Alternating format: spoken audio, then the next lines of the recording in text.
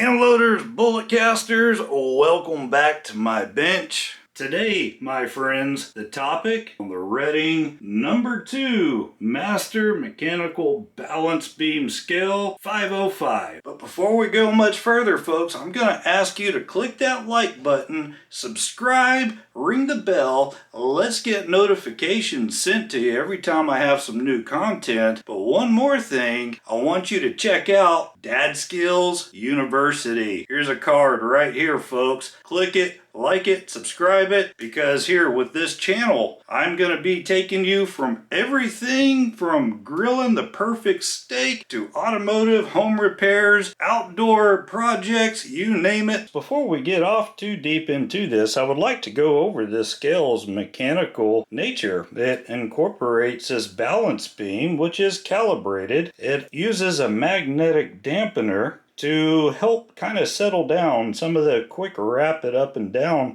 movement that might occur. Let me show you this. I'll simply remove the pan and I'll stick it back on, and you'll see how quickly it's able to sort of settle itself out.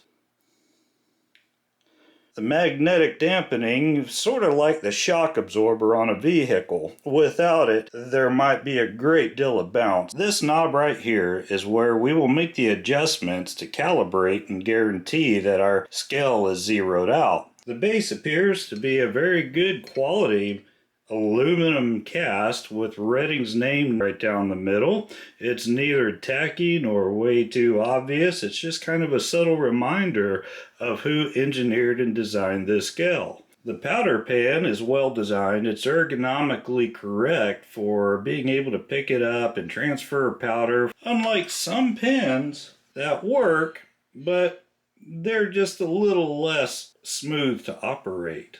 In order to go too much far with its mechanical details, I do have to take its main components apart. One thing that's nice is how bright and easy to read its numbers are, where we have simple 1 grain adjustments to the right, but over here we go in stages of 5 grains. One of Redding's biggest claims to fame on this particular scale is how the beam rides in the knife edges. This would be the knife edges that they are referring to, if we can get a good close-up. If we take a good look at them, you can tell that these are very well made. They're very sharp, and as they say, it is much like a knife. That particular detail would mean absolutely nothing without properly prepared inserts for those knives to ride in. The knife edges ride very comfortably inside this prepared groove for them, guaranteeing a good proper fit. This scale is very lightweight, and with that sometimes comes some difficulty getting it adjusted just right, because the tiniest movement that is unplanned or uncoordinated can easily jostle the scale. The ideal way to use this scale would be on a solid surface, just as we have here. So this is how we're going to continue with the rest of this demonstration and review. At this point, we have to calibrate and make sure that we are properly zeroed. It's not too hard to see at this moment that we're actually a little bit low. Since shifting this around, I now have to calibrate this scale. So let's go ahead and do that. So I'll continue to make my adjustment. Light movements are necessary.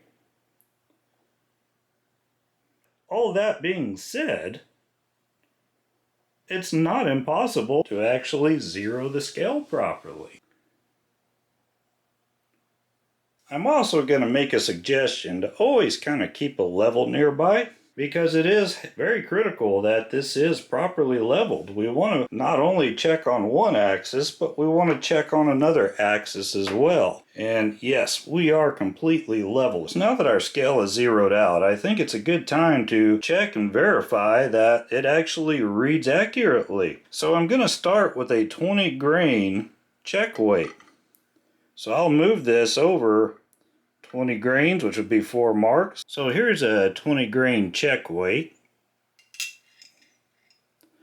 Let's see what we end up with. I'll say that's pretty accurate with our 20 grain check weight in place. Now what I would like to do is just add to it just a half of a grain.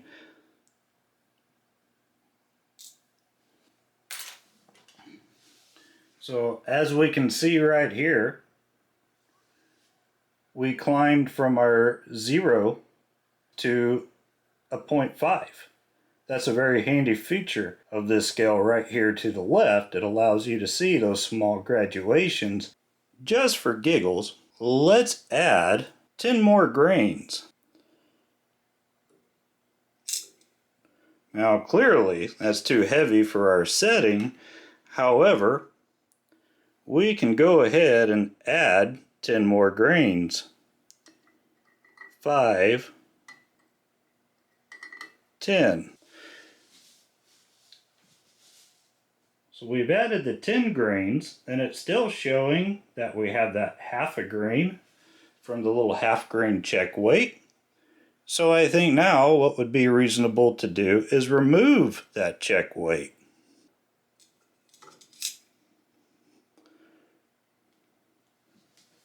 Now do we come back to 0? Yes, we certainly do. So really and truly, I feel now it's time to bring this scale to life with some powder. So 4198, something you might load up in some rifle cases. I'm simply just going to dip a charge from this can with a 1.6 cc dipper. I think this should get us somewhere around 20 grains, maybe a little bit more. Look at that. So we're a little bit over 20 grains. We're going to move the weight or the counterpoise on the right side just enough so that we can get lined up with 0. And however far we move it is going to be our ultimate charge weight. And again, this is where got to be careful. I think we have a measurement now. We moved it over 2/10. So we're at 20.2 grains. Let's say we're trying to load 20.4 grains. So I'm going to bring this scale up once again. And as we trickle, we want to watch the beam rise up to 0. So as I turn, I'm going to just try to capture 1, maybe 2 little granules of 4198. There's 1. Did we get any scale movement? Here she comes. If I had a better microphone, you could actually hear these hitting the pan. This is all just 1, maybe 2 little granules at a time. So we really have the sensitivity here that we need in order to trickle.